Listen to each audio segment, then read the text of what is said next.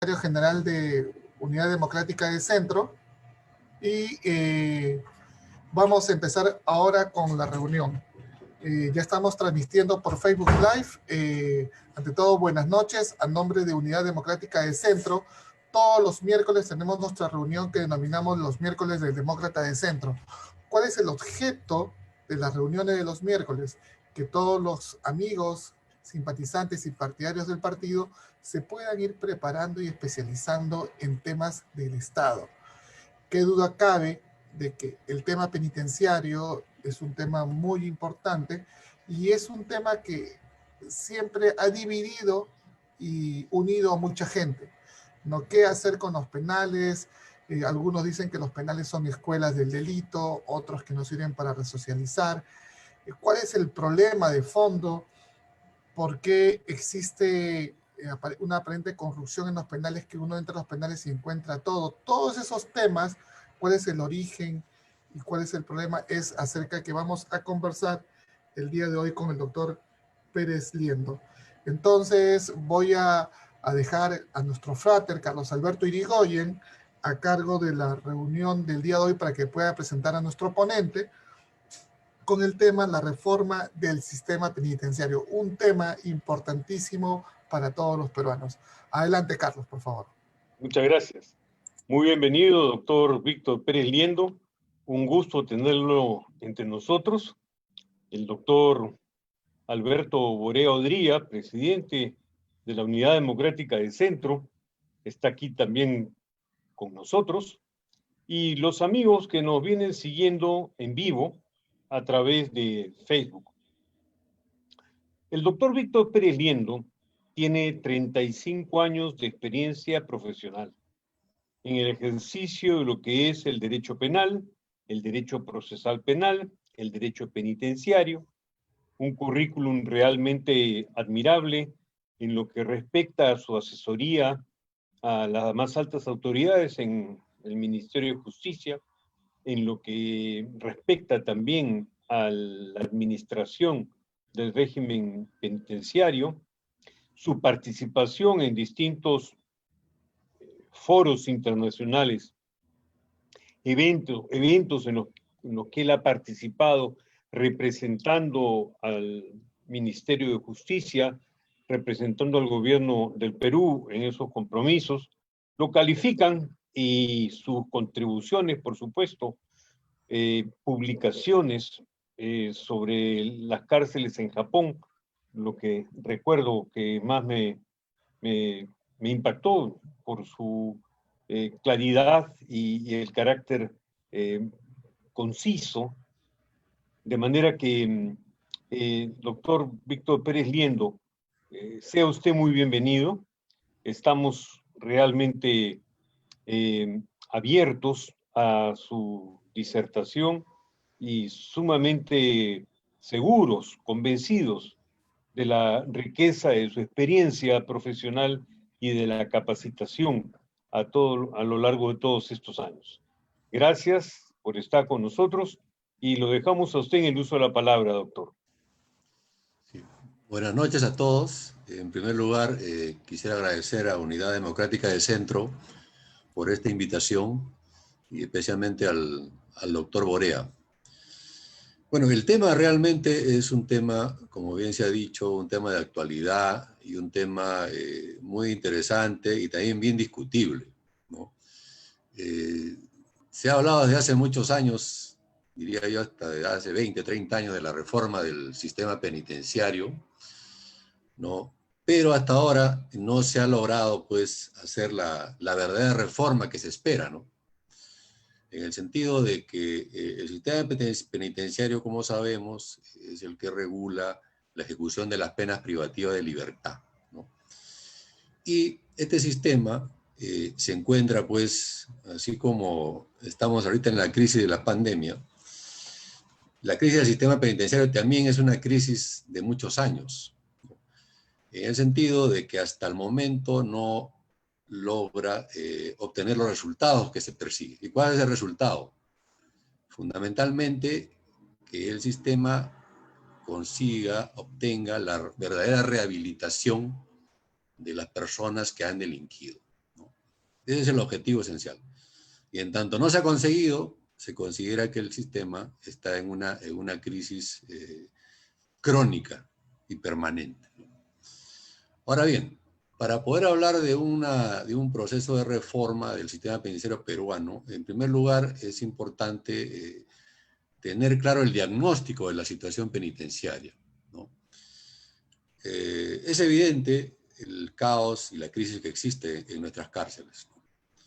Ahora, en la actualidad existen 68 establecimientos penitenciarios, ¿no? Y que albergan a más de 97.000 internos, de los cuales los delitos que más prevalecen son los delitos contra el patrimonio, especialmente el delito de robo agravado, que más o menos hay más del 30% de los internos que están en las cárceles han cometido el delito de robo agravado. En segundo lugar, podemos ver el delito de violación, tanto de mayores de edad como de menores, ¿no? Que más o menos es un 15% del porcentaje, ¿no? Ahora bien, ¿cuál es el problema fundamental que atraviesa en nuestras cárceles? Evidentemente es el hacinamiento, ¿no? El hacinamiento originado por un exceso de población penitenciaria, ¿no? Para tener una idea en cuanto a los números, podemos decir, de acuerdo a las estadísticas, de que del 100% de internos, solo el sistema penitenciario tendría una capacidad de albergue para tener a 41.000 internos. O sea, existiendo en todo caso un déficit de cerca de casi más de 50.000 internos, ¿no? Que sería el exceso de sobrepoblación. Evidentemente, en tanto exista una sobrepoblación, es imposible, y esto ya se ha demostrado no solo acá, sino en otros países, de que se pueda llevar a cabo un proceso de readaptación, ¿no? Con resultados óptimos. Ahora bien, ¿cuál es el termómetro por el cual se mide la eficacia de un sistema penitenciario? El termómetro más inmediato se ve en los índices de reincidencia, ¿no? Eso es lo que establece. El índice de reincidencia va a determinar si el sistema es efectivo o no es efectivo. Y podemos observar, si bien es cierto, no se ha hecho un estudio detallado sobre este tema, pero hay aproximaciones en que en nuestro país el índice de reincidencia varía entre el 60 y el 70%. ¿Qué significa esto? Que de cada 10 internos que han estado en prisión, salen en libertad, de estos 10, de 6 a 7 internos vuelven a delinquir. Vuelven a delinquir, vuelven a ingresar a un penal, y si no han ingresado, todavía muchos de ellos es porque no han podido ser capturados. Ahora, si comparamos estas estadísticas con otros países más avanzados, por ejemplo, siempre los penitenciaristas nos hemos fijado en el modelo nórdico, ¿no? Del sistema penitenciario, ¿no? Como países como Finlandia, Noruega, inclusive Holanda, en que los índices de reincidencia bordean entre el 10 y el 12%, que son índices tolerables, porque tampoco podemos pretender de que debe haber cero reincidencia. Eso es imposible, ¿no? Se tiene que buscar, un sistema tiene que buscar niveles tolerables y manejables, ¿no? Por un sistema penitenciario en cuanto al índice de reincidencia. Ahora bien, en nuestro sistema penitenciario es bueno tener en cuenta los antecedentes normativos, ¿no? Porque el primer código de ejecución penal que se dio en nuestro país fue el año 85, que realmente en este código se pudo sistematizar diversas normas que estaban dispersas, ¿no? Que regulaban el sistema penitenciario, ¿no? Se pudo sistematizar, y este código del 85, en el que tuve la oportunidad de formar parte de la comisión que elaboró el proyecto, se nutrió mucho del sistema sueco y también del sistema español, que en ese momento era un sistema que había obtenido resultados positivos en cuanto al tratamiento de los internos. Este código realmente si bien es cierto, no duró mucho tiempo porque hubo una modificación y se hizo otro código de ejecución penal en el año 91. Pero realmente este nuevo código recoge fundamentalmente casi todo el contenido del código anterior. Mantiene los principios, sobre todo los principios de la resocialización, los principios del tratamiento, del régimen penitenciario, el tipo de penales, etcétera, etcétera, ¿no? Ahora bien, el gran problema que existe en nuestro país es que la visión y la importancia que le han dado nuestros gobernantes al sistema penitenciario prácticamente ha hecho que este sistema colapse, ¿no? ¿Por qué? Porque se ve las cárceles como un gasto, ¿no? ¿Por qué se tiene que gastar tanto en las cárceles si los que están ahí son delincuentes que han hecho daño a la sociedad? No hay que gastar, y si se gasta, que sea lo necesario. Este es el peor error que se ha cometido y se sigue cometiendo, ¿no? De parte del Estado a través de sus gobernantes. ¿Por qué? Porque el sistema penitenciario, en este caso la cárcel, no es un gasto, es una inversión. ¿Es una inversión en qué sentido? Es una inversión desde el punto de vista social y es una inversión también económica. Ahora, ¿por qué es una inversión? En primer lugar, tenemos que analizar el tema del delito, no solo desde el punto de vista carcelario. El tema del delito está enmarcado dentro de todo el sistema de la justicia penal, ¿no? Que involucra el Poder Judicial, la Fiscalía y la misma sociedad, ¿no? El daño que ocasiona el delito, si se cuantificara, que hasta ahora no se ha cuantificado, lamentablemente en el país, no hay estudios sobre eso, es altísimo. No, lo único que nosotros vemos o nos hacen ver es los perjuicios, por ejemplo, que ha ocasionado los delitos de corrupción de funcionarios, que el Estado ha perdido tantos millones por estos delitos. Pero ese dinero no es absolutamente nada comparado con el daño que ocasiona el delito en general, no solo los delitos de corrupción de funcionarios, ¿no? Porque ese daño no solo lo ocasiona al Estado, diría yo en menor medida al Estado, lo ocasiona a la sociedad y a la persona.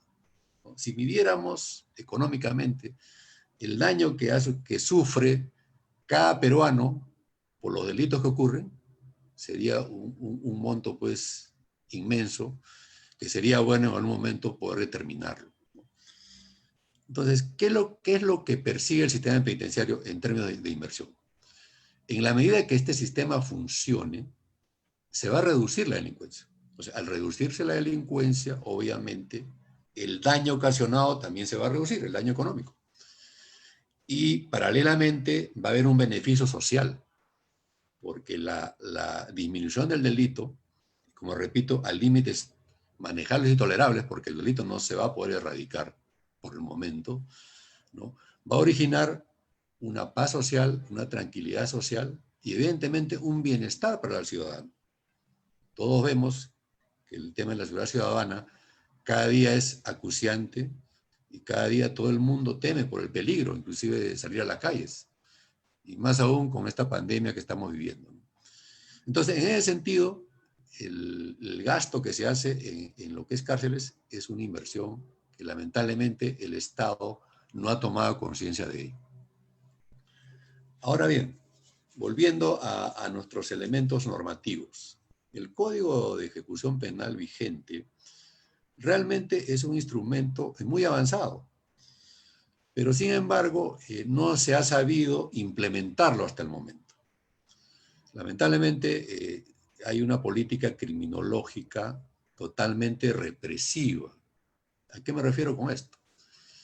Que la mayoría de leyes que se han dado en el ámbito penal están dirigidas a endurecer los delitos, si no es a crear más delitos, ¿no? A elevar las penas, pensando que esa es la solución para poder acabar con la delincuencia, cuando eso no es así, ¿no? Porque si eso fuera cierto, pues entonces habría que también imponer la pena de muerte y solucionaríamos todo. Y todos hemos visto, si analizamos internacionalmente, de que la pena de muerte no ha sido un fracaso total para disminuir los delitos, ¿no? Entonces, este código tiene una serie de instrumentos que si pudieran ser utilizados, yo creo que ayudarían mucho para reducir la delincuencia. Ahora, ¿qué es lo fundamental de este código? O mejor dicho, ¿qué es lo fundamental de un sistema penitenciario? Lo fundamental es de qué manera se va a conseguir la rehabilitación del interno. Ahora bien, el único sistema conocido hasta el momento, que en términos, digamos, de tratamiento generalizado de la delincuencia, es la prisión. Todavía no hay otro sistema que tenga la suficiente efectividad en cuanto a resultados positivos. Si bien es cierto, hay medidas alternativas a la prisión, pero que lamentablemente hasta ahora no se han implementado o no se quieren implementar. Entonces, en tanto no se pueda descubrir, digamos, un sistema que sea efectivo, lamentablemente vamos a tener que seguir con el actual sistema. Pero ¿cuál es el problema de este sistema? Que este sistema de tratar la delincuencia a través de la prisión, ¿no?, tiene una grave contradicción, ¿no? Porque dentro del análisis de lo que es el tratamiento penitenciario, ¿no?, la peor forma de tratar a una persona es en la prisión. Porque si el objetivo es preparar a la persona para que pueda estar nuevamente en sociedad, sin cometer delitos, si no constituye un peligro para la sociedad, el peor sistema es tratarlo dentro de una prisión, ¿no? Esa es la gran contradicción que existe y que hasta ahora no podemos superar esta contradicción. Ahora bien, si bien es cierto, el código establece, como repito, una serie de mecanismos que pueden llevarnos a buscar medidas alternativas, ¿no? Por ejemplo, el código establece, aparte de los tradicionales penales de régimen cerrado, tanto de máxima seguridad, de mediana o mínima seguridad, también en el código se plantea la creación de prisiones abiertas. ¿Qué significa una prisión abierta? Una prisión abierta es donde realmente no existen muros, donde el interno debidamente clasificado, ¿no?, sobre todo en delitos que no son muy graves, puede convivir inclusive con su familia en estos establecimientos penitenciarios. Inclusive se habla de, creo que nunca se ha tocado este tema de la creación de pueblos agrícolas, colonias penales, ¿no? Ahora ahí nos acordamos la colonia del Cepa, ¿no? Pero acá se habla, teniendo en cuenta que el Perú es un territorio muy grande y muchas posibilidades en el tema agrícola, la creación de estos establecimientos, que están ahí para hacerse, pero hasta ahora no se ha hecho nada. Ahora, en otros países esto ha funcionado. Por ejemplo, en los países nórdicos, el sistema de tratamiento es muy interesante. ¿Por qué? Porque para que pueda un interno salir en libertad, tiene que pasar por una prisión abierta. O sea, los últimos años, inclusive los internos de máxima peligrosidad, en los últimos años de su pena, tienen que pasar por un establecimiento abierto, donde puedan convivir inclusive con su familia. Y luego de eso ya se considera, si pasan esa prueba de forma óptima en estos establecimientos, se considera que la persona está readaptada y está en condiciones de poder salir en libertad y ya no va a constituir un peligro.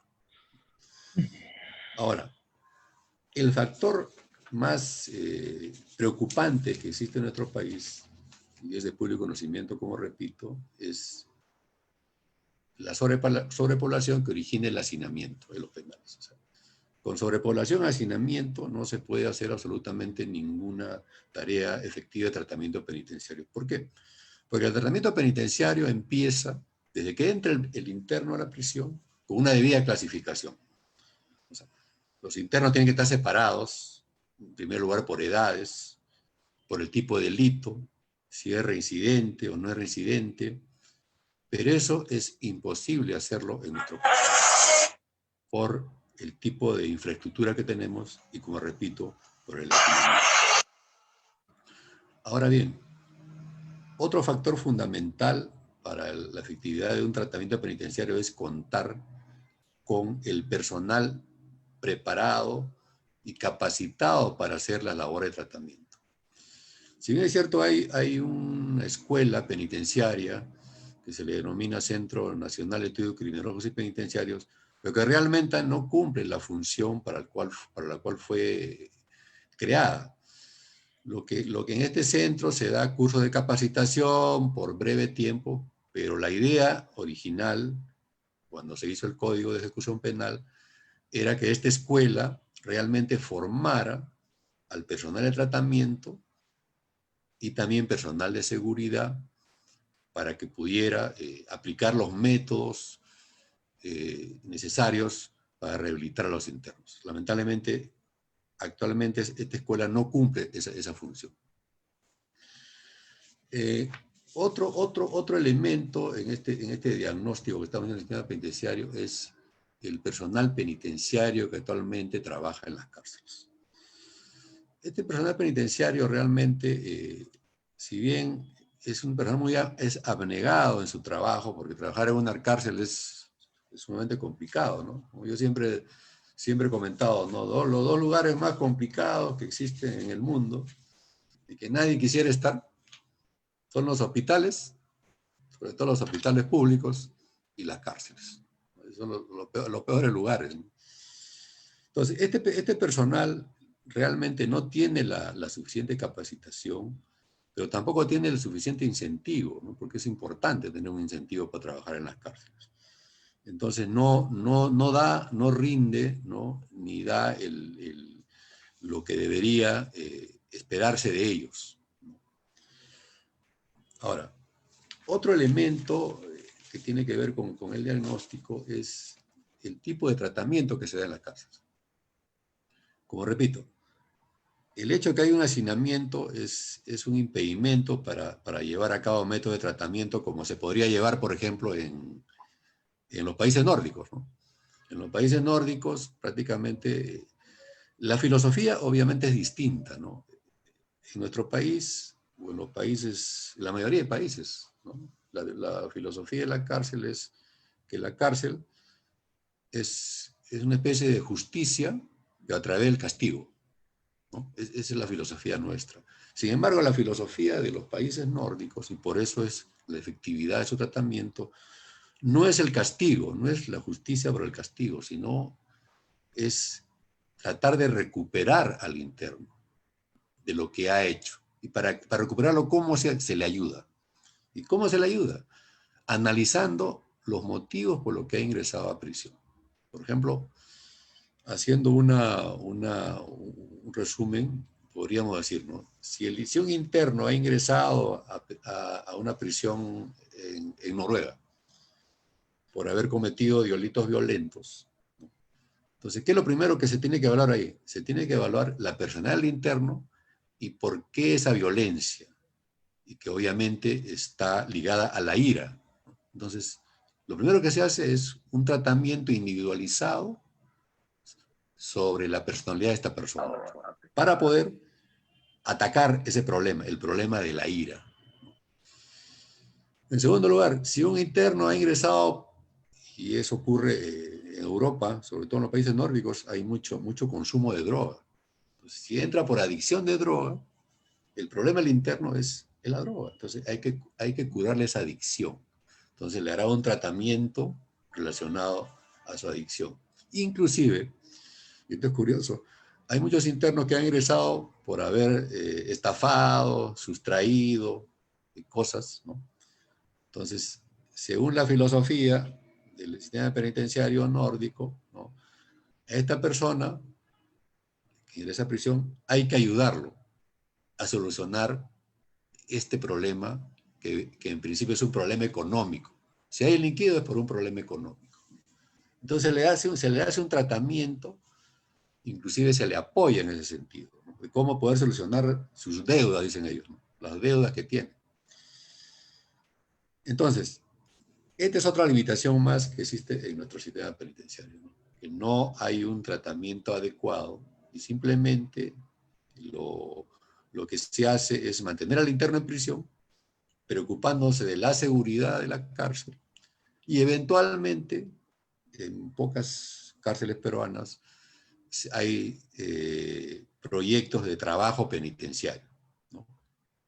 Muy poco, ¿no? Porque al final de cuentas el trabajo es un elemento fundamental dentro del tratamiento penitenciario. Porque si el interno dentro de prisión trabaja y produce, ¿no? Y eso también le va a permitir ayudar económicamente a su persona y a su familia, y también colaborar con el establecimiento, es una de las formas más comprobadas, diríamos comprobadas a nivel mundial, de que se puede rehabilitar a esa persona. Pero como repito, lamentablemente el trabajo es mínimo y además no recibe el apoyo del Estado. Y ese tema es muy importante, porque si el Estado quiere rehabilitar, además es su función, tiene que también darle al interno los mecanismos, ¿no? Y los instrumentos para que pueda conseguir ese resultado. Y fundamentalmente a través del trabajo, ¿no? Por ejemplo, los países asiáticos, voy a poner ejemplo en China, que conozco de cerca cómo funciona el tratamiento penitenciario, el Estado en las cárceles, ¿no? Prácticamente ha equipado de todo tipo de instrumentos para que el interno pueda trabajar. Claro, ahí hay una discusión, ¿no? Porque muchos consideran que el trabajo que hacen, por ejemplo, en China y en Japón es un trabajo forzado, porque se le obliga al interno a trabajar. Es una discusión que, bueno, no es el momento para discutirlo acá, pero esa forma de enfrentar el tema del trabajo por parte del Estado, yo creo que se puede, unas cosas, seguir ese ejemplo en nuestro país. Todo lo que yo usaba para los círculos de Por mujeres. ejemplo, dentro de las cárceles... Perdón, Víctor. Vamos a pedirle, Quique, ¿puedes apagar tu micro? Sí. Y Filomeno Canchari, ¿pueden apagar su micro para no interrumpir a Víctor? Porque algún sonido se está metiendo. Filomeno, apaga tu micro, por favor, ¿ya? Ok, gracias, Víctor. Quique, apaga tu micro, está prendido. Ya. Gracias. Ya. Bien, entonces continúo. Entonces, como les decía, en la cárcel de China, por ejemplo, se ensamblan vehículos. Yo pude ver cómo ensamblaban las camionetas. Y bien interesante, porque desde el tornillo más chiquito hasta la colocación del motor, lo hacen dentro del penal. O sea, a los internos los capacitan para eso, ¿no? Y de ahí hay una explicación. Por ejemplo, muchos de los productos chinos, todos vemos que son baratísimos, ¿no? Inclusive que han invadido a todo el mundo, ¿no? Y es porque muchos de estos productos han sido hechos en las cárceles, ¿no? Claro, hay un tema ahí, si el producto es bueno o es malo, ¿no? Ese es otro tema. Pero el interno trabaja, recibe un salario, está ocupado y está en un proceso de readaptación, ¿no? Y por ejemplo, ahí es curioso, como una anécdota, yo estuve en una cárcel en China, en Shanghái, y conversando con el director del penal, yo le pregunté, ¿no?, cuál era el índice de fugas que había en el penal, ¿no? Y bueno, todos se sorprendieron, me miraron, un poco raro, ¿no? Y dije, yo pensé que había hecho una pregunta impertinente, ¿no? Y el traductor que estaba conmigo me explicó, me dijo, mire, acá no se sabe que eso es una fuga, eso no existe, ¿no? No existe. Y efectivamente, pues, no existe. ¿Por qué? Por el tipo de régimen, ¿no? Inclusive al interno hasta no le conviene salir de la cárcel porque tiene trabajo y tiene una serie de facilidades, ¿no? Entonces, en nuestro país, yo creo que es momento, pues, de que pueda tomar algunas experiencias de otros países, ¿no? Claro, pero lamentablemente si no contamos con la infraestructura básica y el orden en los penales, cualquier método o sistema de tratamiento va a ser imposible de implementar. Entonces, este diagnóstico, como se puede ver, es un diagnóstico pues totalmente negativo. Totalmente negativo. Sin embargo, sí hay posibilidades de cambiar esta situación. En primer lugar, si el Estado toma una decisión política de considerar el tema carcelario como un tema prioritario dentro de la política criminológica del Estado, dentro de la política penal, ¿no? Y que tiene que ver, está vinculada con la seguridad de las personas, la seguridad ciudadana. O sea, transversalmente tiene que ver con una serie de aspectos el delito, ¿no? Y justamente ahora, con esta pandemia, ha salido a relucir el tema pues, del hacinamiento en las cárceles. Y era obvio que si las cárceles vienen hacinadas desde hace muchos años, el contagio era inminente, ¿no? Y como que ha ocurrido, y sí sigue ocurriendo, ¿no? Inclusive han fallecido muchos internos y hasta personal penitenciario, ¿no?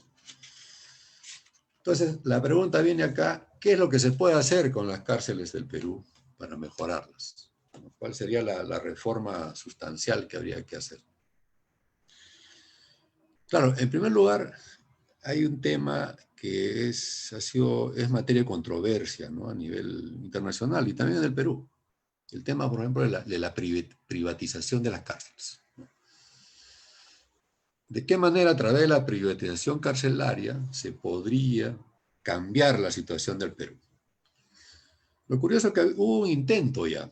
En el año 2011 se convocó para la construcción de una cárcel privada en la zona de Huaral, ¿no? Se iba a construir una cárcel en Huaral totalmente privada.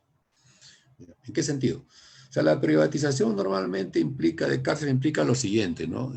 Hay dos tipos de privatización, la privatización plena y la semiplena. Ahora, ¿la plena qué implica? La plena implica que el privado financia la construcción, la construye, y después de haberla construido, la administra totalmente, ¿no? Inclusive se encarga de la seguridad. O sea, el Estado ya no interviene para nada, simplemente el Estado fiscaliza, ¿no? A través de un sistema de fiscalización, fiscaliza a la administración, pero el privado se encarga de todo, ¿no? Inclusive el privado tiene el derecho de hacer trabajar a los internos, de hacerlos producir y de obtener ingresos. Y a cambio de esto, ¿qué recibe el privado? Bueno, el privado recibe un dinero de parte del Estado por la construcción, pero normalmente se da a 25 o 30 años la concesión, se hace una concesión. En ese plazo el Estado semestralmente, bueno, paga un monto, ¿no? Por la construcción y por la administración. Claro, la ventaja de esta privatización es que el Estado no necesita tener el dinero de inmediato para construir, porque construir una cárcel resulta sumamente caro, ¿no? Y el otro tipo de concesión o privatización es la semiplena, ¿no? En el cual el privado financia, construye, administra, pero lo único que no hace es la seguridad, que la seguridad de la cárcel sigue bajo la jurisdicción del Estado. Esa es la gran diferencia. Ahora, ¿qué pasó con este intento de privatización en Huaral? Se convocó a un concurso internacional y una empresa española, un consorcio español, ganó el concurso. Pero en el ínterin hubo una discusión hasta normativa, ¿no? Inclusive hasta la Defensoría del Pueblo se opuso, ¿no? ¿En qué sentido? Decían, ¿no? ¿Cómo es posible que el Estado vaya a entregar a un privado la administración de los presos, cuando esa es una facultad exclusiva del Estado? Más aún, la seguridad, ¿no? Y aducían una serie de argumentos de carácter constitucional, ¿no? En el sentido de que no era, pues, digamos, viable esta situación. Bueno, al final, no sabemos si el Estado, por esta reacción no solo de la Defensoría, sino de otras personas, decidió dejar sin efecto el contrato. Y no se hizo, se quedó en el aire. Bueno, ese ha sido el único intento que ha habido de privatización. Pero sin embargo, si analizamos la privatización de cárceles a nivel internacional, yo creo que se puede ver ciertas ventajas, ¿no? Positivas, ¿no? Claro, digamos, el pionero en privatizaciones ha sido los Estados Unidos de América, ¿no? Que casi una tercera parte de sus cárceles, bueno, están bajo este sistema de privatización. Ahora, para no irnos muy lejos, quizás el ejemplo más cercano es el de Chile. Chile hace más o menos 15 años inició un proceso de privatización. Construyó 10 cárceles bajo este sistema de privatización semiplena, o sea, le entregó al privado la administración, más no la seguridad. La seguridad seguía a cargo del Estado chileno. Si bien es cierto, se ha hecho un balance, hasta los propios chilenos han hecho un balance, ¿no? Después de casi 15 años de la efectividad o no de la privatización, y parece que no han quedado muy convencidos. También hay muchas críticas al sistema, ¿no? Pero sin embargo, tendríamos que ver, a ver, cuál es la ventaja de una cárcel privada, ¿no? En la eventualidad que esta sea una solución para nuestro país. En primer lugar, la ventaja, hay ventajas y desventajas, obviamente, ¿no? La ventaja más importante sería de que se tendría una infraestructura adecuada y moderna de forma inmediata, ¿no? El privado es el que invierte y se construye, porque es muy difícil que el Estado pueda contar con recursos inmediatos, ¿no? Por ejemplo, para tener una idea, el gobierno inició la construcción de una cárcel en Ica, ¿no? Que ya está en un 70% de avance para 3.000 internos, ¿no? Primera vez en nuestro país que se hace una cárcel para 3.000 internos. Pero lamentablemente, esta cárcel ha quedado paralizada por problemas con la contratista y han dejado sin efecto el contrato, nuevamente. Claro, es una cárcel normal, no privada. Pero lo que voy es lo siguiente, esta cárcel tiene un costo de 110 millones de dólares, esta cárcel de Ica. Entonces, para que tengan una idea, ¿no? Esos son los costos de una cárcel, ¿no? Al margen de los costos que se tienen que añadir ya cuando entre en funcionamiento, ¿no? Estamos hablando del pago del personal, el equipamiento, el pago de alimentos a los internos, etc. Entonces, esta es una ventaja, ¿no? Que se podría tener una infraestructura de inmediato, ¿no? Y con eso podríamos deshacinar los penales actualmente. En segundo lugar, ¿cuál sería otra ventaja? La otra ventaja sería de que el empresario privado, y ahí viene, eso también está vinculado a la crítica, ¿no? Prioriza la ganancia, ¿no? La ganancia económica, ¿no? Y los críticos dicen, ¿no? Y ahí va a salir perjudicada la persona humana. O sea, no le interesa la persona, sino la ganancia. Eso también es bien discutible, ¿no?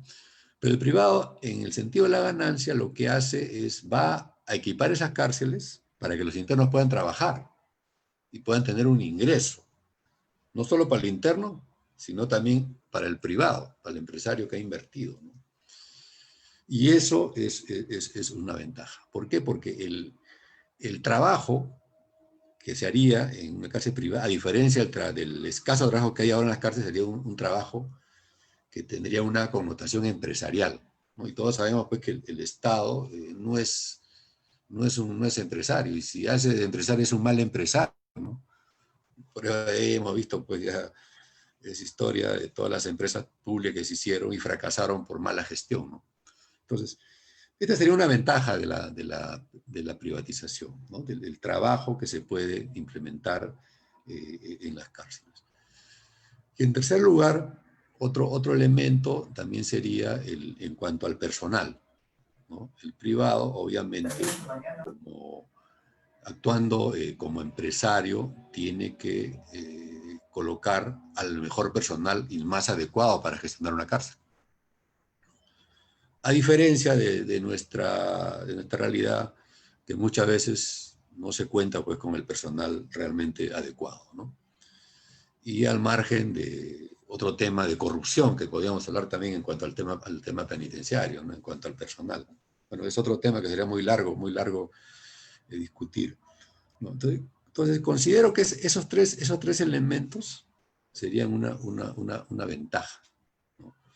Y obviamente económicamente el Estado pues tendría un largo plazo para pagar, es como si le hiciera un crédito blando a 30 años, ¿no? Que no se va a sentir en el presupuesto.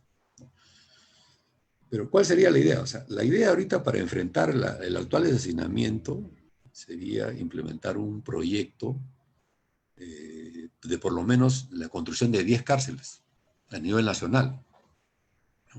Que aún así las 10 cárceles quizás no van a cubrir todo el déficit de la capacidad de albergue que existe, pero sí creo que solucionarían en un mediano plazo la actual situación, ¿no? Obviamente, 10 cárceles, ¿no?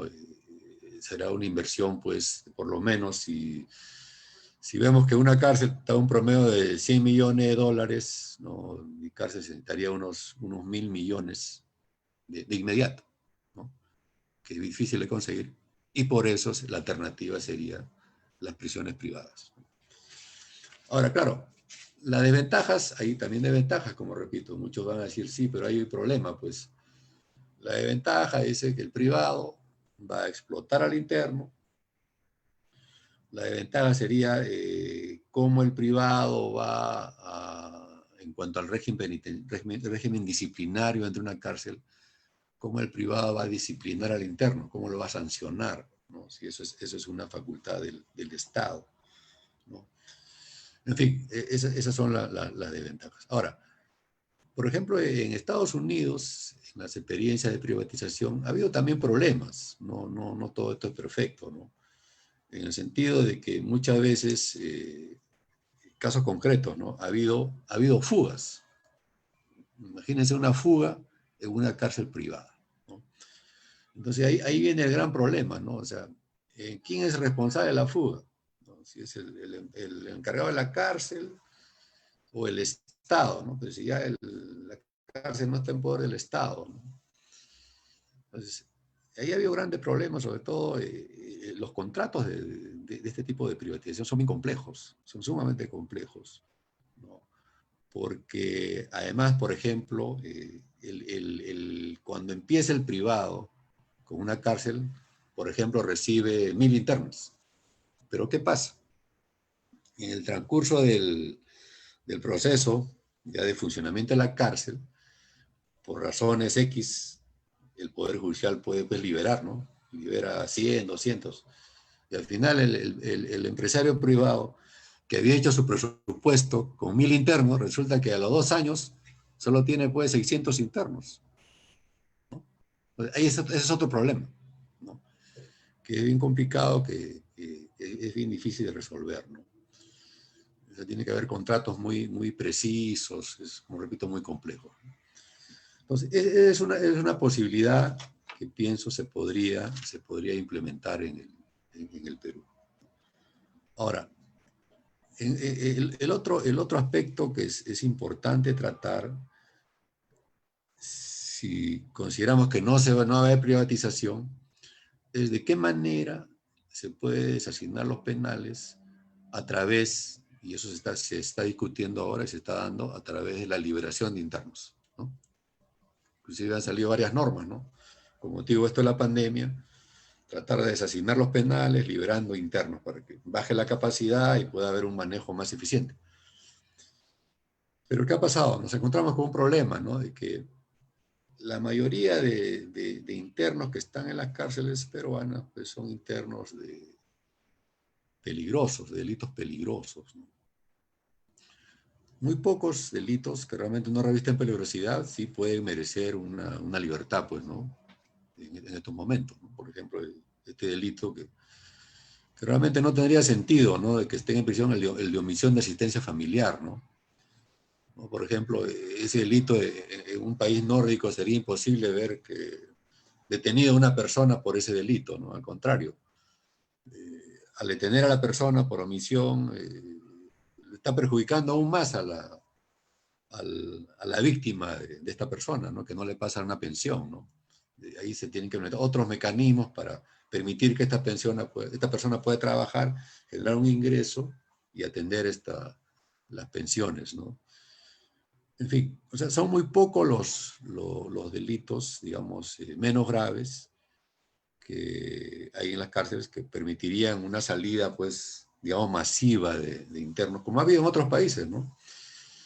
En Europa es un caso curioso hace poco, al principio de la pandemia, justamente por razones de la pandemia, en Turquía, de un solo decreto, Turquía tiene aproximadamente 300.000 presos, y con un solo decreto, de un día para otro, liberaron a 100.000 presos, ¿no? Claro, es otra realidad, ¿no? Claro, ese tipo de medida, aplicarlo acá sería muy difícil, ¿no? Sería muy difícil.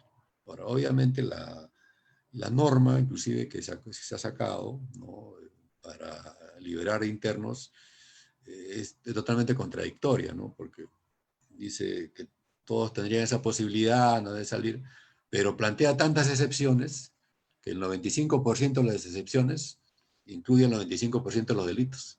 O sea, prácticamente saldrían muy pocos, ¿no? Y creo que hasta ahora han salido muy, muy pocos, ¿no?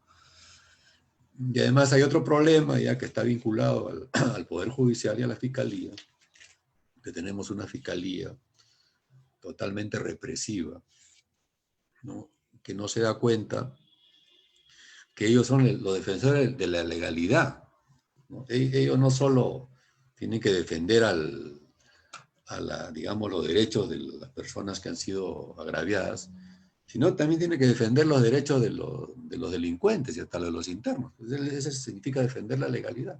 Pero ellos consideran que ellos solo tienen que reprimir, denunciar, etc. Y justamente una de las causas del hacinamiento es el abuso, por ejemplo, de las prisiones preventivas, que está de moda, ¿no? Todos los días vemos prisiones preventivas, etcétera, etcétera, ¿no? Entonces, eso también tiene que cambiarse.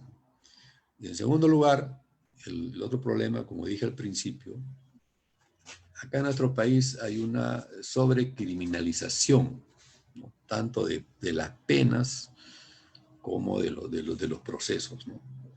Y este tema, yo siempre me he interesado, porque justamente en mi tesis de bachiller, de hace muchos años, ¿no?,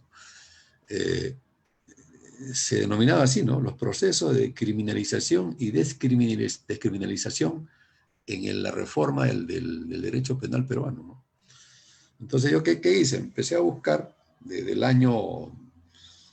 que se dio el Código Antiguo Penal del año 24, todas las leyes penales que se habían dado y qué normas habían despenalizado leyes, ¿no? Porque, como todos sabemos, la delincuencia evoluciona y hay delitos que ya con el tiempo ya no merecen ser reprimidos, entonces se elimina, y hay uno nuevo que se crea. Entonces llegué a la conclusión, pues, que, digamos, era una especie de 100 a 1, ¿no? Había 100 delitos más contra uno que se había descriminalizado, ¿no? Creo que el único que se había descriminalizado era el famoso delito de duelo que había en nuestro antiguo Código Penal, ¿no? Y quizás el delito de adulterio, ¿no? Pero sin embargo, se criminalizó más delitos, y lo más grave, como ya no había más delitos que hacer, que crear, el legislador, con esa falsa idea, ¿no?, diría populista, ¿no?, porque a la gente le gusta, pues, ¿no?, ver que se sancione severamente, que se reprima. Como ya no había más delitos que crear, ¿qué se hacía? Endurecer las penas. Entonces empezó a endurecer la pena de todos los delitos. Que se llega a un momento, pues, de que ya, por ejemplo, en el Código Penal se ha creado un caos total, ¿no? Porque uno de los principios del derecho penal es que las penas tienen que aplicarse en función a la gravedad del delito y tienen que ser proporcionales, ¿no? Y la gravedad del delito también está en función a los bienes jurídicos protegidos. Por ejemplo, los delitos que atentan contra la vida, obviamente, tienen que tener una mayor pena que los delitos que atentan contra el patrimonio, ¿no? Entonces ahí juega el principio de proporcionalidad. Pero sin embargo, si analizamos el Código Penal, vemos que hay delitos más graves que el delito de homicidio, ¿no? Las penas son mayores, ¿no? Entonces ha creado todo un caos, ¿no? Por esta sobrecriminalización. Y todo esto también ha originado el hacinamiento de los penales. Porque al haber penas más largas, o al criminalizarse más delitos, va a haber más delincuentes, ¿no? Y aquí hay otro tema que también hay que tratar, que lamentablemente el Poder Judicial no cumple la función que debe cumplir, ¿no? del juez. O sea, la función del juez no es sencillamente aplicar la ley, ¿no? Porque la ley cualquiera lo puede aplicar. Simplemente veo el código y dice, ¿usted por qué delito viene? Homicidio, vaya, homicidio, tantos años ya, y le aplico. No, el tema no es ese, el tema es que el juez tiene que aplicar justicia, ¿no? Y la justicia va más allá que el Código Penal, ¿no? Pero lamentablemente, ¿qué pasa en nuestro país? Que el Poder Judicial está, digamos, depende en gran parte del tema mediático, del temor al que dirán, el temor al qué va a pasar si la prensa se entera. ¿Cómo voy a liberar a este delincuente que es peligroso? Muchas veces el delincuente puede haber sido reincidente, todo, pero en el delito que se le ha imputado es inocente. Y obviamente tiene que, por justicia y por derecho, le tiene que liberar. Pero el juez dice, no, ¿qué me van a decir? Me van a crucificar. Y la misma OGMA del Poder Judicial me va a abrir proceso, porque la prensa pues es la que interviene, ¿no? Obviamente la prensa inclusive hasta condena ya antes del proceso a muchas personas, a los delincuentes, ¿no? Todo eso también influye para que haya más delincuentes, o inclusive muchas personas inocentes detenidas en los penales, y genera un mayor hacinamiento, ¿no? Entonces, como se puede apreciar, el tema es complejo. No solo se trata del sistema penitenciario, sino que es un tema de todo el sistema de justicia penal, ¿no? Que involucra pues a una serie de actores, ¿no? Jueces, fiscales, ¿no? Inclusive la misma sociedad, ¿no? Porque en los métodos que se tenga que pensar que sustituyan a la prisión, porque hemos visto que la prisión no soluciona el problema, o sea, no readapta al interno, y prueba de ello están los altos índices de reincidencia. Se tiene que apuntar a la sociedad, o sea, la sociedad también cumple y debería cumplir un papel fundamental en la tarea de readaptación del interno. Y esto de alguna manera se está haciendo en los países nórdicos, por eso que son los más avanzados en el tema, ¿no? Pero sin embargo acá todavía no hay ese enganche, ¿no? Entre, por ejemplo, la justicia penal y la sociedad. Hay una separación total. La sociedad se ve como víctima y el interno se ve como victimario. Pero no, lo que se tiene que llegar es a un acercamiento entre ambos, obviamente sin dejar de aplicar la justicia. Y ese acercamiento, yo creo que sería la mejor forma de llegar al objetivo. ¿Cuál es el objetivo? Rehabilitar al interno, que el interno salga en libertad y ya no cometa delitos, no sea un peligro para la sociedad. Y ese ejemplo se ha visto por los que nunca han delinquido y se evite que delincan, ¿no? Y ahí entramos al tema de la prevención del delito, ¿no? Que es otro tema fundamental, ¿no? Porque con prevención de delitos se puede evitar, todo lo que estamos hablando se puede evitar, con acción de prevención del delito, pero ¿esto qué implica? Que también el Estado reconozca que invertir en prevención del delito es fundamental para disminuir la criminalidad. Y prevención de delitos son cosas, muchas veces no requiere mayor inversión, ¿no? Por ejemplo, prevenir el delito es poner en una calle oscura, poner un foco, un poste. Eso, ahí se está haciendo prevención del delito, ¿no? Porque se está evitando que haya más delitos en esa zona, porque la oscuridad es un factor que conlleva a que el delincuente aproveche y cometa delitos, ¿no? Entonces, a nivel de prevención del delito hay una gama de factores que se pueden implementar, que también ayudarían, ¿no? Para que baje la reincidencia y los penales no estén pues sobrepoblados como están en este momento. Ahora, Entre las cosas que se deberían hacer ante esta reforma está también, hay que impulsar, y diría yo, reformar, ¿no? Bueno, ya la palabra reformar está un poco devaluada, pero no queda otra. Reformar la escuela penitenciaria, ¿no? Que es la que prepara al personal que va a hacer el tratamiento, ¿no? Porque si no tenemos un personal adecuado, no se va a hacer ningún tratamiento. El tratamiento tiene que ser, y eso lo dice el Código de Ejecución Penal, tiene que ser individualizado. No puede ser un tratamiento en masa, masificado, como se está haciendo actualmente. ¿Por qué? Porque cada interno es un ser humano distinto, es un ser humano individual, tiene sus propios problemas. No se puede comparar entre otros, ¿no? Entonces, ese tratamiento lo tienen que hacer personas capacitadas con diversos métodos, ¿no? La ciencia penitenciaria habla de métodos médicos, psicológicos, terapéuticos. El trabajo es un método. La educación también es un método para lograr la rehabilitación. Pero en función a la personalidad del interno. Si no se hace eso, no existe futuro en la rehabilitación. Porque en nuestro país, ¿qué está pasando? Todos los internos están juntos. Tanto los violentos, no violentos, los menores de los mayores, ¿no? Entonces, así no se puede hacer ningún tratamiento. Entonces, como repito, el punto básico sería mejorar la infraestructura penitenciaria con la construcción de más penales y optar por el sistema de privatización. Si no se desea hacer una cosa profunda, por lo menos hacer un proyecto piloto de privatización. 1 o 2 penales, proyecto piloto, para ver cómo funciona. Porque tampoco podemos criticar algo que no hemos experimentado, ¿no? Eso es lo que se está haciendo en el Perú. Acá se critica algo que todavía nunca ha habido, ni se ha hecho, ya se critica de antemano, ¿no? Yo creo que se debe hacer un proyecto piloto. Y yo creo que las ventajas va a haber más ventajas que desventajas, ¿no? Entonces, el personal penitenciario es fundamental. Y en tercer lugar, ¿no? Lo que se debe es utilizar las normas que están en la legislación de medidas alternativas a la pena de prisión, ¿no? Hay el trabajo comunitario, ¿no? Hay reparticiones públicas de parte de los internos, ¿no?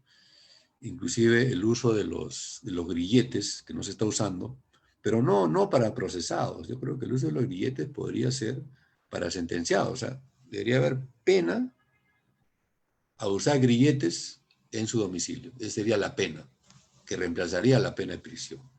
Yo creo que eso también va a desasinar y puede obtenerse también un tratamiento adecuado, ¿no? Obviamente con un seguimiento de parte del sistema penitenciario de estas personas, ¿no? Tampoco se les puede abandonar, o sea, y ese es el otro problema que pasa acá, ¿no? Por ejemplo, el tema de los beneficios penitenciarios, ¿no? Muchos internos salen con beneficios penitenciarios, ya sea semilibertad, liberación, salen y se acabó, nadie sabe lo que ha pasado. Prácticamente son abandonados por el sistema, ¿no? Esas personas, si han salido con esos beneficios, es porque todavía, si bien es cierto, han mostrado un avance en su proceso de tratamiento y readaptación, pero no están readaptados. Entonces se requiere un seguimiento permanente del Estado hasta el final. Ahora, aquí, hablando de readaptación, también hay una gran discusión, ¿no? Se dice, a ver, ¿todos los internos pueden ser readaptados? ¿O unos nomás y otros no? Claro, el tema es complejo. Evidentemente hay internos que por la gravedad de sus delitos, ¿no? Y por el proceso que han tenido desde que se iniciaron en la vía delictiva, la readaptación es sumamente difícil, Pero sí es posible, sí es posible. Puede durar mucho, pero sí es posible.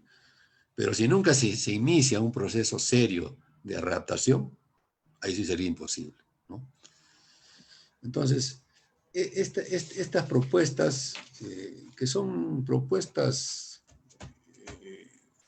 que nadie las ha inventado, están ahí, están a la mano, ¿no? Y podemos comparar con lo que ocurre en otros sistemas penitenciarios, ¿no?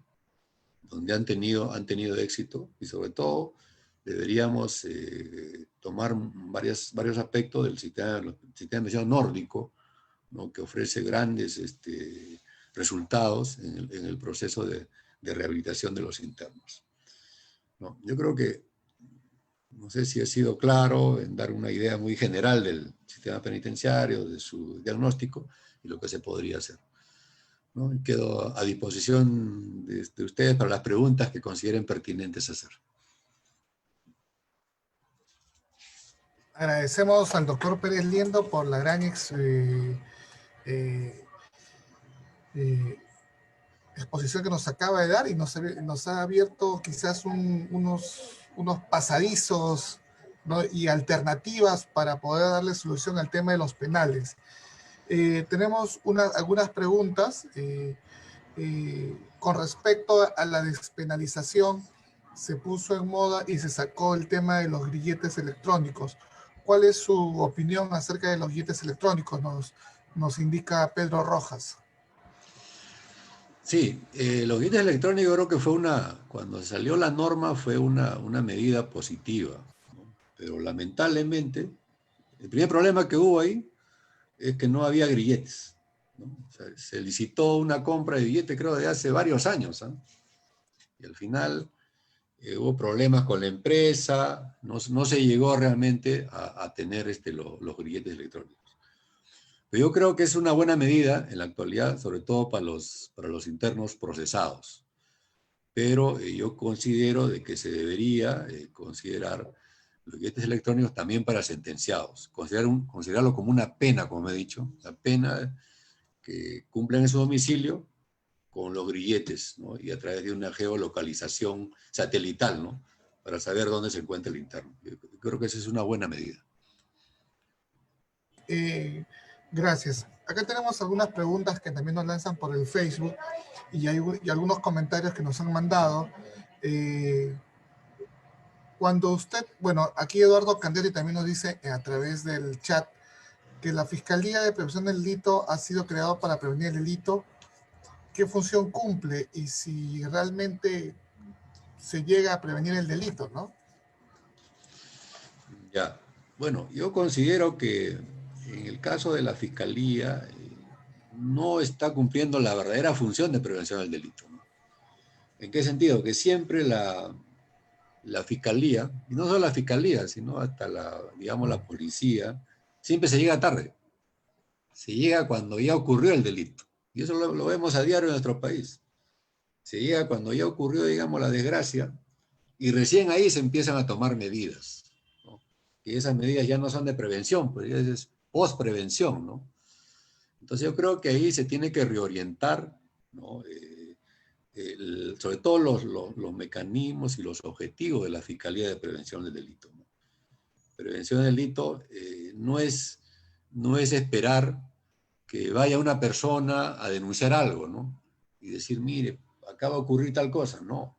Yo creo que es el propio Estado que tiene que estar vigilante, evaluar, analizar diariamente qué cosas pueden ocurrir, ¿no? En función a los hechos fácticos de la realidad, ¿no? Y esa es la mejor forma de prevenir el delito, que no se está dando realmente, ¿no?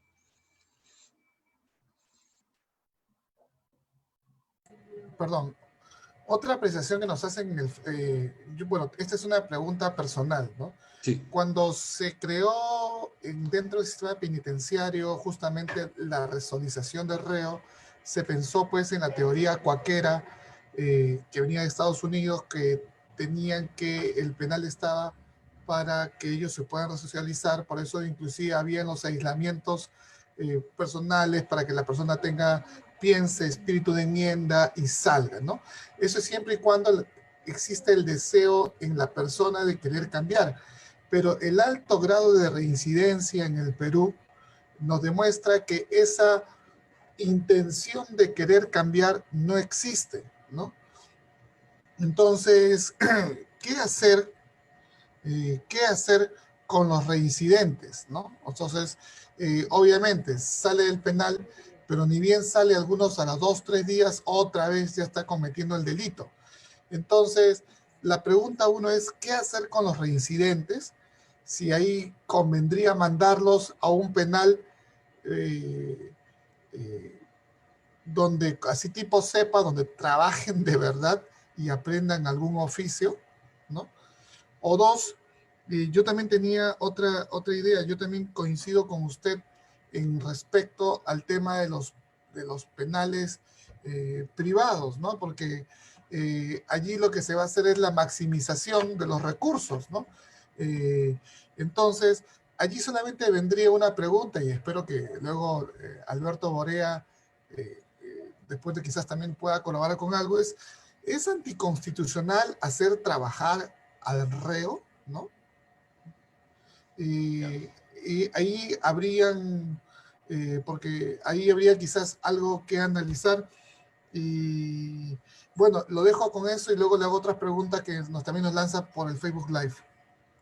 Ya, muy bien. Bueno, en la primera pregunta respecto a la reincidencia, ¿no? Ahí yo creo lo siguiente, ¿no? No es que el reincidente no quiera cambiar. ¿Por qué? Si es reincidente, se supone que él ha estado ya en prisión y ha salido y nuevamente ha cometido un delito. El problema es que nadie en la prisión lo ha motivado a que cambie, ¿no? ¿En qué sentido? No se le ha aplicado un método de tratamiento que enfoque sus problemas personales en función a su personalidad y le dé la oportunidad de cambiar, hacerle ver que puede cambiar. Nadie lo ha motivado en ese sentido, ¿no? Entonces, por eso es que la reincidencia es alta, pues, porque no hay un tratamiento dentro de la cárcel. No hay ningún tipo de tratamiento. Al contrario, y eso todo el mundo lo sabe, a veces el interno entra con un cierto grado de peligrosidad y sale más peligroso, porque en la cárcel se junta con otros que también son reincidentes y se vuelve mucho más peligroso, ¿no? Entonces yo creo que eso demuestra que está fallando pues el sistema. No hay un tratamiento del preso, ¿no? Ahora, ¿qué hacemos con los reincidentes? Todavía es un gran problema. Yo creo que la mejor forma de tratar a un reincidente en prisión es a través del trabajo, pero un trabajo digno. Y ahí viene el otro tema, ¿no?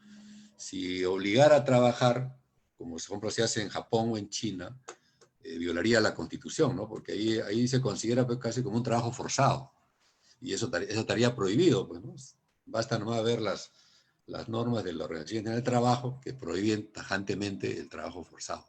Pero sin embargo, si bien es cierto, el interno en prisión está, pues, ciertos derechos están limitados, pero tampoco se le puede limitar todos sus derechos, ¿no?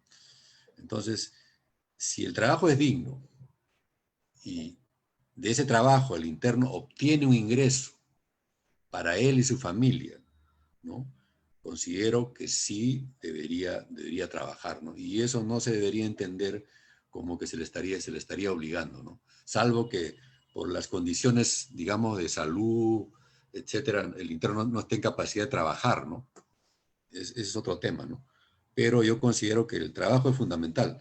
Y sobre todo, no obligarlo, sino hacerle entender, motivarlo. Ese es el tema, pues. Si hay un tratamiento adecuado, el interno va a entender que a través del trabajo él se puede rehabilitar. Y ya no se convierte en algo obligatorio, sino va a ser propia decisión de él de querer trabajar, ¿no? Esa sería la respuesta.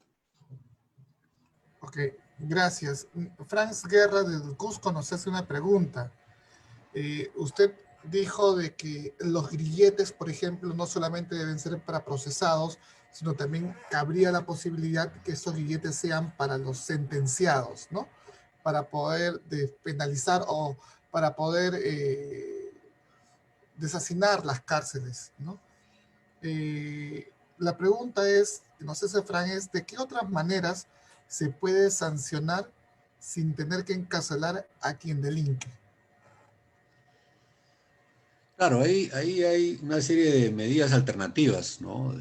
Una de esas sería, pues, como hemos dicho, los grilletes.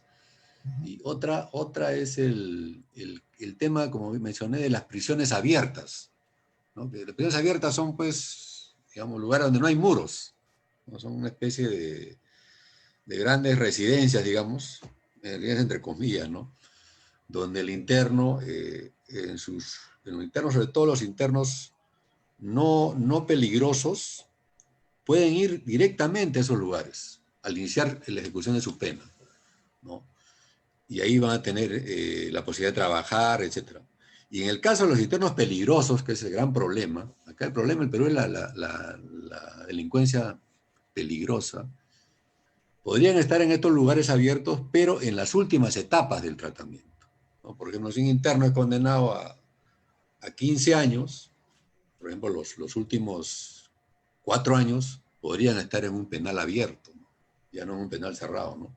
Que inclusive ya ni siquiera se podría considerar como un establecimiento penitenciario, porque el establecimiento penitenciario implica, pues, severidad, un régimen cerrado. Ahí no, hay libertad total para poder actuar, ¿no? Claro, dentro de un reglamento, obviamente, ¿no?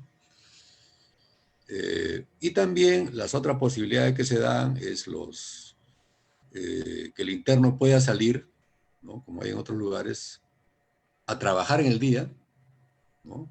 Y solo regresa a dormir al penal, ¿no? Eso también es una medida alternativa importante, ¿no? Que no solo permitirá que el interno no sienta, pues, un régimen severo, ¿no? Y eso va a colaborar también en su rehabilitación, ¿no? Ok, otra, en el Facebook Live, Ayrton Reyes, cuando usted hablaba sobre que la fiscalía no prevenía y que no estaba cumpliendo su rol, que debemos prevenir el delito, él hace este comentario y a la vez termina con una pregunta. Él dice, ¿es cierto la sociedad y el Estado tienen que hacer más para prevenir posibles delitos, no cuando ya sucedió?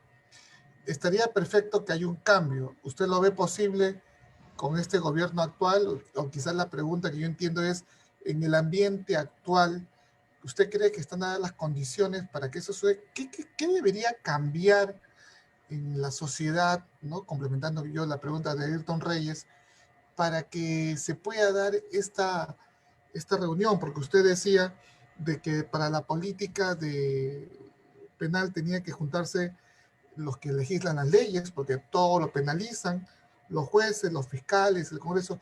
¿Cuál sería un grupo clave para trabajar este tema en relación a la pregunta que hace Ayrton Reyes? Bueno, en primer lugar, lamentablemente, con este gobierno yo no creo que se pueda avanzar, porque, en primer lugar, el gobierno es el que tiene que dirigir el tema, ¿no? Tiene que dar prioridad absoluta al tema de la prevención del delito. Porque al dar prioridad a la prevención, ahí se abren varios caminos para luchar contra la reincidencia, para luchar con una serie de factores, ¿no? Entonces, si no hay una política de Estado, y eso es lo que falta, una política de Estado, y en esa política de Estado tienen que converger todos los elementos, ¿no? De la sociedad, ¿no? El sector privado, los funcionarios públicos, obviamente. Mientras no haya eso, y hay un consenso, ¿no? De que todos estemos de acuerdo, ¿no? Tendría que ser el primer paso. Y el segundo paso es importante, ¿no? ¿En qué sentido? Todos vemos, pues, cómo el Estado gasta ingente cantidad de dinero, ¿no? En propalar avisos a favor del Estado, inclusive de diversas obras, etcétera, ¿no? Cuando eso que se está, todo ese dinero que se gasta, se debería gastar en difundir acciones de prevención del delito, ¿no? Hacerle saber a la población, porque muchas veces la población no sabe, la población ve, pues, el delito como algo distante, salvo cuando le ocurre algo a ellos, cuando son afectados, pero después no le interesa. Entonces se tiene que concientizar a la población, que si todos coadyuvamos en la prevención del delito, todos vamos a salir beneficiados, va a haber paz, va a haber tranquilidad, hasta económicamente vamos a estar mejor. Pero mientras no haya esa decisión política, ¿no? Muy poco se puede hacer. Esa es la verdad.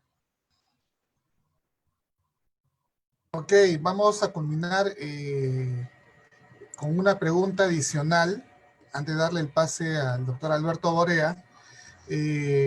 Ante todo, queremos informarle que lo que nos informa las estadísticas de Facebook Live es que esta transmisión ha sido compartida 113 veces. Hemos alcanzado un público de 4.500 personas, ¿no? Y se calcula que este video se seguirá reproduciendo en los próximos días y llegaremos a muchos peruanos donde estas reflexiones que nuestro ponente el día de hoy ha vertido va a calar en muchos, puesto que nos pone en una situación importante de saber el acontecer y cómo dar una solución. Nos mandan saludos desde Fuerza Parte del Perú, desde Arequipa, de Tacna, de Trujillo, de Iquitos, y tenemos una pregunta de un abogado que siempre participa en nuestros foros, que se llama Rómulo Acereto Jaimes, y él indica que en teoría todo está escrito en las normas, pero no existen recursos mayores para destinar para los penales. Él dice, y hace este comentario, dice, incrementar el número de cárceles, lo primero que indica él, dónde se ubicarían. Eso genera un problema. Capacitación del personal de seguridad en los penales, redactación del preso, todo ya está escrito, y como usted bien lo ha dicho, pero en rigor, ¿qué falta para ponerlo en práctica? Esa es la reflexión que nos hace Rómulo Acereto Jaimes. ¿Ya? Bueno, lo primero que hay que hacer o tendría que hacerse, es que haya una decisión política de prácticamente considerar que el problema penitenciario es grave y que afecta a toda la sociedad y que se tiene que iniciar un proceso inmediato, ¿no?, de reforma, como he señalado. Ahora, claro, el primer punto, o sea, lo más evidente y más grave es el hacinamiento de los penales. Eso lo podemos ver, ¿no? Lo primero sería la construcción de nuevas cárceles. No hay otra forma, ¿no? Ahora, espacio para hacerlas hay terrenos, por ejemplo, ¿no? En el caso del penal más poblado que existe en el Perú es el penal del Lurigancho, ¿no?, que tiene cerca de 10.000 internos, cuando su capacidad de albergue solo es para 3.000, ¿no? Entonces, en primer lugar, ese penal habría que crear otro penal que lo reemplace, porque ahí el hacinamiento es terrible, ¿no? Terrenos existen en el Perú, y quizás las mejores zonas tendrían que ser un poco alejadas de la ciudad, porque siempre hay rechazo, ¿no? Ya se ha visto casos de rechazo de parte de la gente, ¿no?, cuando tiene una cárcel cerca de su lugar donde viven, ¿no? Pero eso no es ningún problema. Terrenos hay. El tema es la decisión política de hacerlo. Así de simple.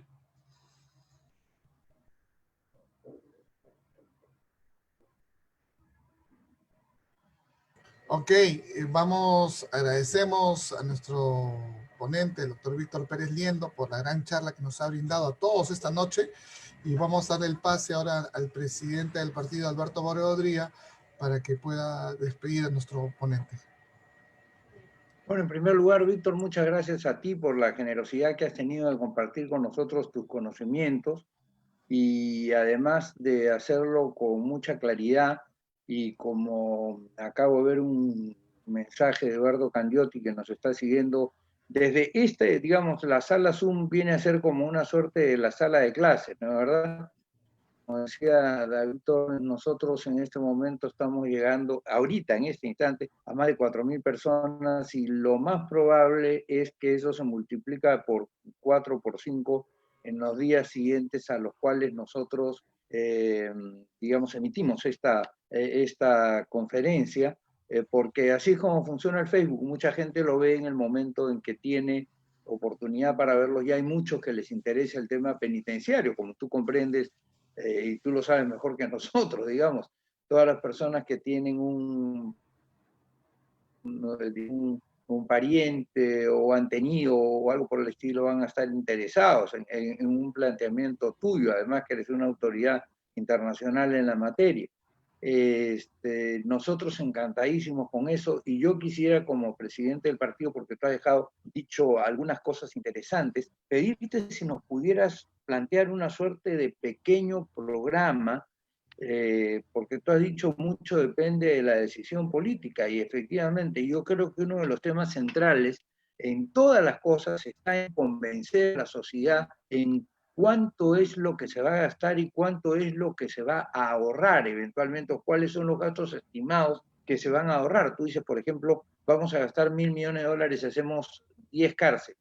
Muy bien, 1.000 millones de dólares, ¿cuánto significan de ahorro si es que efectivamente, no solamente en cuanto al tema económico, sino además al tema de bienestar social al que tú has aludido y el que naturalmente todos nosotros estaríamos encantados pues de no tener que salir con miedo a la calle, que te roben el celular, que te roben el reloj, que a un hijo tuyo o a un sobrino tuyo le roben los patines o le roben las zapatillas o cualesquiera cosa, o peor todavía, los amenacen con una chaveta o con lo que fuere, significa, o sea, cuánto el Perú va a ganar.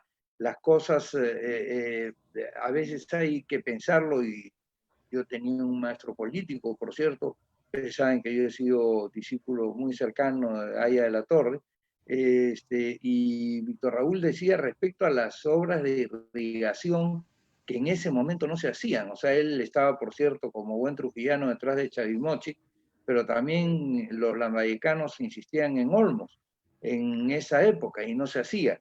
Y él siempre decía una cosa que era muy importante: lo interesante no es preguntarse cuánto cuesta hacerlo, sino cuánto cuesta no hacerlo.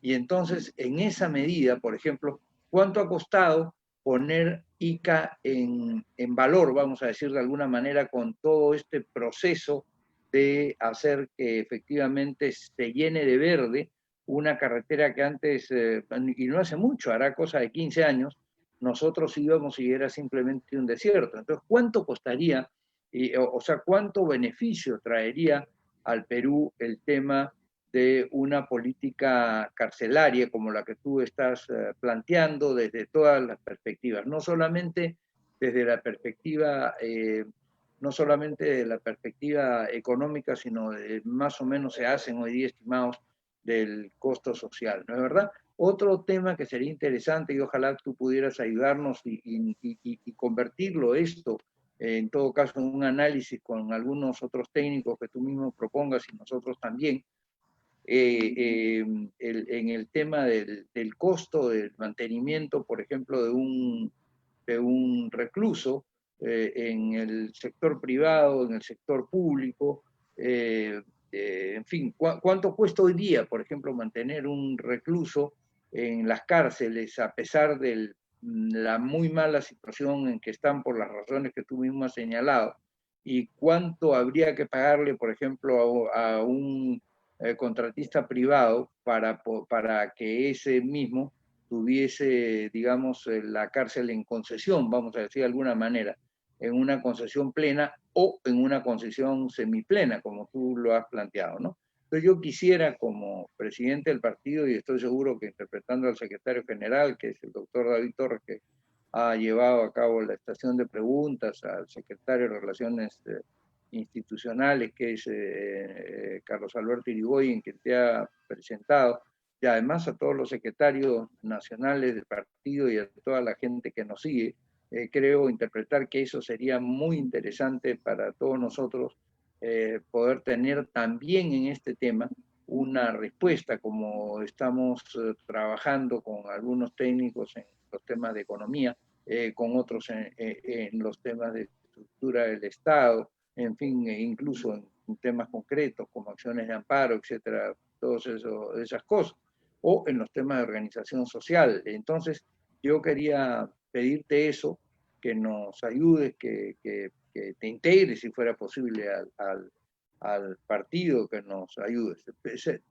Tercera cosa, quería comunicarles a todos los que nos están escuchando, que efectivamente ayer o hoy día en la mañana, nos contaba Rómulo Gutiérrez, que es el doctor Rómulo Gutiérrez, que es el encargado de asuntos electorales, por fin el jurado de elecciones dictó una medida que debió haber dictado hace 5 meses y medio, por lo menos, y es que para completar las inscripciones de los partidos no se necesita primero fotos en las fichas, lo cual, aunque ustedes que en esta etapa de pandemia era pues una pesadez, vamos a decir, y además un riesgo que se le hace correr a la gente innecesariamente en ir al estudio fotográfico, sacarse la foto en tales condiciones y todo lo demás, ¿la verdad? Hoy día se ha ya felizmente aprobado esa norma en la cual no se requiere que las fichas vengan con foto. Y en segundo lugar, se ha dictado otra norma también que había sido reclamada por la Unidad Democrática del Centro, de que se pudiese transmitir las fichas virtualmente, es decir, se pudieran entregar virtualmente, no necesaria físicamente. Aquí está Jenny, está Angie, está Anita, digamos, con quienes hemos estado trabajando sobre ese tema en los días pasados. Está Oscar Llerena, nuestro secretario de organización, y Humberto Reyes, el encargado de los temas de recojo de firmas, precisamente el encargado de la recolección de firmas, y eso nos va a ayudar mucho y nos va a dar mucha posibilidad, porque basta con que cualquiera de nosotros empiece a llamar por teléfono y reciba prácticamente en el mismo día, si es que tenemos la capacidad de persuasión con las personas a las que estamos dirigiéndonos para hacer, como estamos haciendo, un partido en serio, efectivamente, la posibilidad de recoger las fichas esa misma tarde o dentro de un par de horas, digamos, de haberle enviado la ficha. O sea que todos podemos colaborar intensamente ahora sí en este trabajo, en esta esperanza para el Perú, porque todos creo está en nuestro mejor interés tener partidos sólidos y tener partidos con programas, como por ejemplo en el tema penitenciario, nos está abriendo los ojos y nos está abriendo, digamos, muchas perspectivas, Víctor, con estas medidas, en un tema que pareciera que fuera el del último interés. Hay gente que considera que esto ni siquiera merece ser tratado, ¿no es verdad?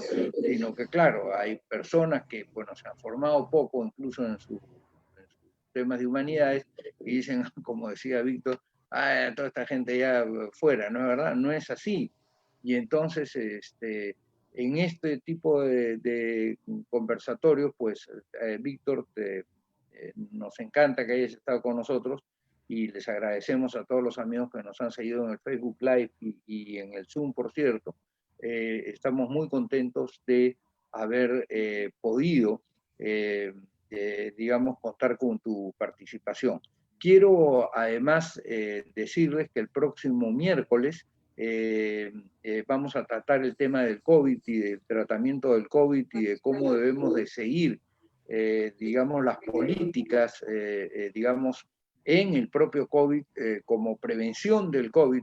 Y Víctor, así le digo una cosa interesantísima respecto al tema de las fiscalías de prevención del delito. Por ejemplo, lo que sucedió el sábado en la discoteca de Los Olivos. O sea, si hubiera una fiscalía de prevención del delito que funcionara, ¿no es verdad? Eso no hubiera sucedido, pues, porque, es decir, yo me imagino que todos por esa zona saben perfectamente que ahí funcionaba eso, y todos por cualquier zona saben dónde funcionan estas cosas. Entonces, lo que está diciendo Víctor, efectivamente, tiene una evidente realidad. ¿Cuándo han llegado las autoridades? Las autoridades, cuando han llegado, se ha producido, es porque ya se había producido la violación a las normas, ya se había producido la fiesta que no debió de haberse producido en ningún momento, y entonces no hubiesen puesto a la gente en una circunstancia como esa. O sea que todas estas ideas tuyas, creo que plasmadas, nosotros las haremos, por cierto, y espero que tú seas uno de los voceros de nosotros en esta nueva etapa que estamos a punto de emprender. Quiero entonces decirles que Luis Solari, el doctor Luis Solari, que es un gran médico que ha participado en la política, ha sido presidente del Consejo de Ministros, si no me equivoco, y además ha sido congresista, sí, no ha sido parlamentario, pero ha sido congresista. Va a ser muy importante su participación el próximo día 2, así que avísenle ustedes a sus amigos para que estén el próximo día 2 de septiembre a las 6 de la tarde y tengamos una conferencia de similar nivel a la que nos ha brindado hoy día Víctor Pérez Liendo. En nombre de la Unidad Democrática de Centro, muchas gracias a todos por seguirnos ya hace muchísimos miércoles y continuar con este proceso de formación partidaria que es esencial para que en la política no sea una suerte de juego de dados, sino que sea efectivamente la consecuencia de un trabajo constante de personas que se preparan para conducir a su municipalidad, a su región, a su país. Muchas gracias a todos y gracias especialmente a ti, Víctor, por esta gentileza que has tenido y con todos ustedes hasta el próximo miércoles, no sin antes decirle que el día viernes vamos a tener a las 8 de la noche, del día viernes, el Borea Escucha, que está destinado a la región Puno en esta oportunidad, donde estamos haciendo el trabajo esta semana en Puno, y está destinado a escuchar las ideas o los planteamientos o los temas que quisieran, en este caso los puneños, pero pueden entrar de cualquier parte del país, al Zoom o al Facebook Live para poder también, digamos, participar en esta cosa. Muchas gracias a todos, decirles que si quieren hacer política y todavía no están inscritos en el partido, pueden escribir a este Facebook que es quiero hacer política, a este correo, quiero hacer política @gmail.com, quiero hacer política @gmail.com. Y si quieren seguir nuestros pensamientos, el mío está en Alberto Borea en el Facebook, entran, por cierto, y en fin, en general, pueden entrar al canal YouTube, donde esta conferencia que ha dictado hoy día Víctor va a quedar colgada para los que tengan interés. Víctor, tú mismo, si quieres que otras personas la Claro, escuchen, puedes hacer que la bajen, la linkeen y ya tienes una conferencia, digamos, que puedes ofrecer y que otros peruanos se pueden efectivamente beneficiar. Muchas gracias a todos, que Dios los bendiga y gracias a ti, Víctor, otra vez. Ya, gracias, Tito, gracias. Ya, chao, chao. Chao. Nos Chao a despedimos. todos. Adiós. Chao. Adiós. Nuestro Chao. jefe de sistemas, Renzo Marínez, Muchas va a poder gracias. cortar la transmisión. Buenas Gracias. noches. Listo. Chao. Chao. Ya, chao, chao, Tito.